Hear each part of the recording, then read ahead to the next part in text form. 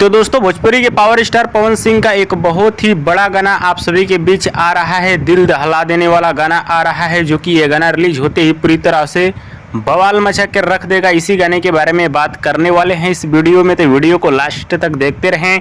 और जो लोग मेरे चैनल को अभी तक सब्सक्राइब नहीं किए हैं वो लोग कर लें, क्योंकि हमारे चैनल पर भोजपुरी का हर खबर सबसे पहले आता है। तो दोस्तों हाल ही में पवन सिंह एक स्टेज पे गाना गाए थे, भगवान करस तोहरा लइका के। वही वाला गाना पवन सिंह का आप सभी के बीच आने वाला है। और इस गाने में पवन सिंह पागल वाला लुक में नजर आने वाले हैं। जी हाँ दोस्तों, पवन सिंह पागल वाला लुक में नजर आने वाले हैं, जो कि आप लोग स्क्रीन में तस्वीरें देख सकते हैं। और आप सभी को बता दूं, जब गाना स्टूडियो से बन के आएगा तो और मस्त लगेगा। जी हाँ दोस्तों, और मस्त लगेगा। सैड सॉन्ग गाना है, एकदम पूरा तहलका मचा देने वाला गाना है।